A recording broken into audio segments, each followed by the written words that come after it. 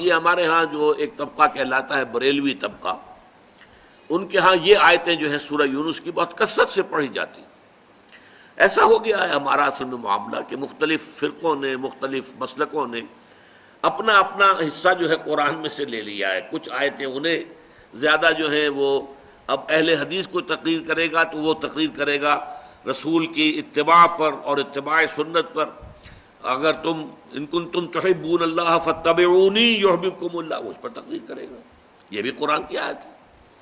اور جب کوئی بریلوی مکتب فکر کا آدمی تقریر کرے گا الا ان اولیاء اللہ لا خوف علیہم ولا هم يحزنون الذین آمنوا وكانوا يتقون لهم البشرى في الحیاۃ الدنیا والآخرہ لا تبدیل لکلمات اللہ ذلک هو الفوز العظیم. آگاہ ہو جاؤ کہ اللہ کے جو ولی ہیں، جو دوست ہیں، اولیاء اللہ، ان کے لیے نہ خوف ہے نہ حزن ہے. خوف کس بات کا؟ میں تجزیہ کر کے بتا چکا. ہوگا وہی جو میرا رب چاہے گا. کوئی شے نقصان نہیں پہنچا سکتی. لا حول ولا قوت الا باللہ.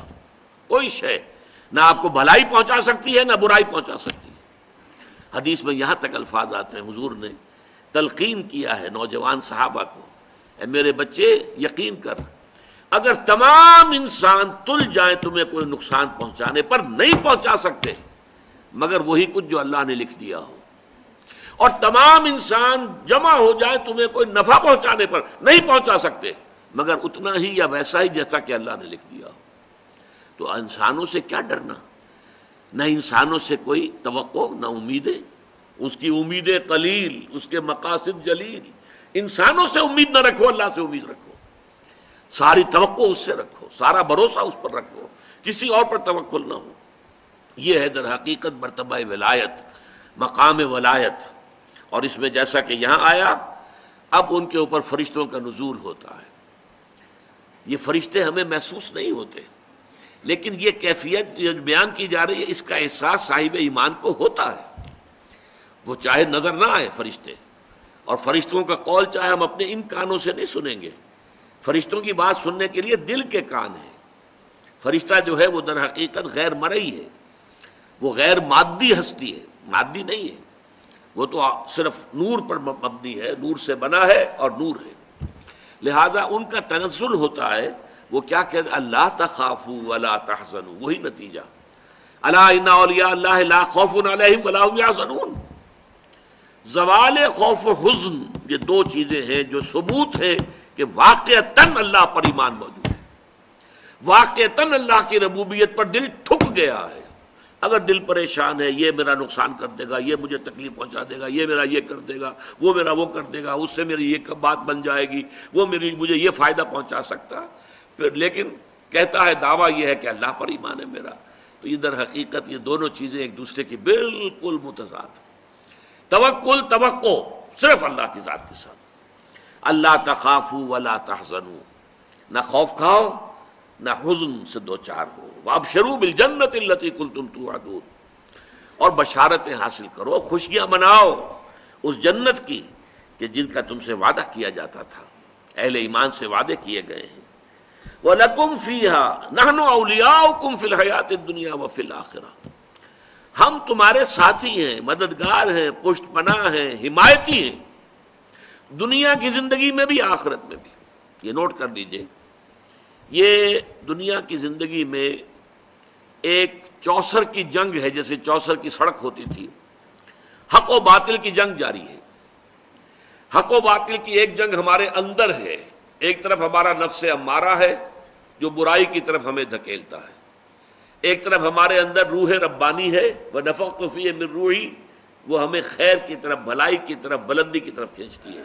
ایک کشاکش جو ہے ہمارے اندر ہے. کچھ کشاکش باہر چل رہی ہے. ہمارے اس نفس کو تقویت دینے کے لیے، اسے مشتعل کرنے کے لیے یہ شیاطین جن موجود ہیں. الذی یوسوس فی صدور الناس من الجنۃ والناس. حضور نے فرمایا کہ جب قلب غافل ہوتا ہے اللہ کی یاد سے تو شیطان اپنی تھوتنی لگا دیتا ہے دل کے ساتھ اور پھونکے مارتا ہے اس کے اندر، مشتعل کرتا ہے.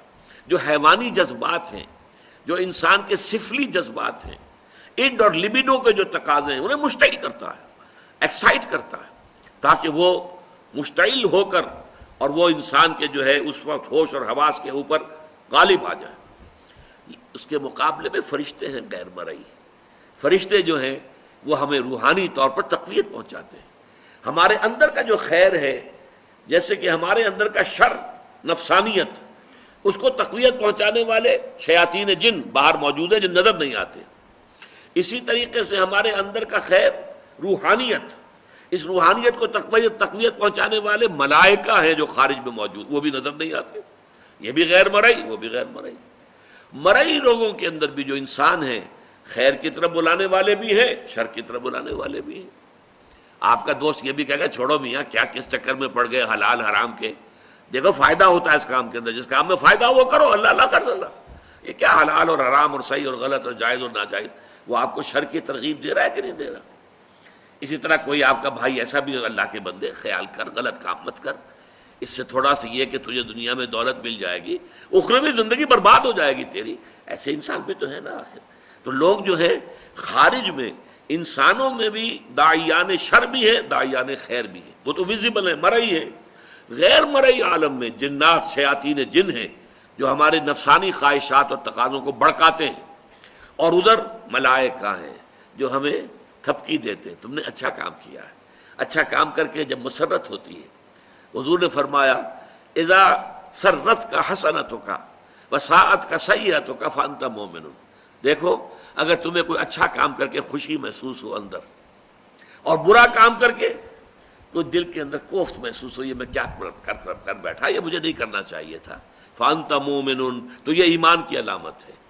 اذا ساعت کا سیئتوں کا وسرت کا حسنتوں کا فانت مومن، بھلائی کر کے خوشی ہو، کوئی برائی ہو جائے تو افسوس ہو، رنج ہو، تو یہ گویا کہ ایمان کی علامت ہے۔ تو فرشتے تھپکی بھی دیتے ہیں، حوصلہ بڑھاتے ہیں۔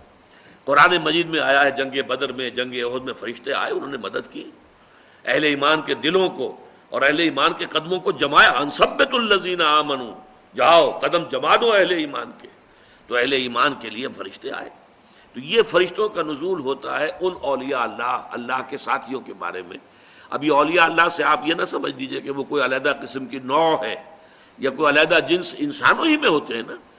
تمام صحابہ اولیاء اللہ تھے، سب کے سب اولیاء اللہ کا جو اعلیٰ ترین معیار ہے، کوئی ولی اللہ غیر صحابی ادنا سے ادنا صحابی کے پائے کو بھی نہیں پہنچ سکتا۔ یہ اچھی طرح نوٹ کر دیجئے، یہ ہمارا اہل سنت والجماعت کا پختہ عقیدہ ہے۔ کمتر سے کمتر صحابی جو ہے بڑے سے بڑے ولی سے بھی وہ افضل ہے، بڑے سے بڑے ولی سے افضل۔ تو اولیاء اللہ سے مراد یہی نہ لے لیجئے جو ہماری اپنی جو ووکیبلری ہے، ہماری بول چال میں صوفیاء کرام کے لیے الفاظ یہ آتے ہیں، وہ بھی ہیں الحمدللہ، ان کے اندر بھی اولیاء اللہ بہت بڑی تعداد میں، لیکن جو ہمارے صحابہ کرام تھے وہ تو سب کے سب اللہ کے ولی تھے۔ ان کے لیے آتا ہے نحن اولیاؤکم فی الحیات الدنیا وفی الآخرہ، ہم تمہارے ولی ہیں، مددگار ہیں، پشت پناہ ہیں، جمے رہو، قدم تمہارے ڈگمگانے نہیں چاہیے۔ اور آخرت میں بھی، جنت میں تو ظاہر بات ہے کہ دوستی انہی سے ہوگی، وہی آئیں گے۔ یدخلون علیہم من کل باب، قرآن میں آتا ہے جنت کے ہر دروازے سے وہ داخل ہوں گے سلام کرتے ہوئے، سلام سلاما، سلام اور سلامتی کے پیغام لے کے آئیں گے۔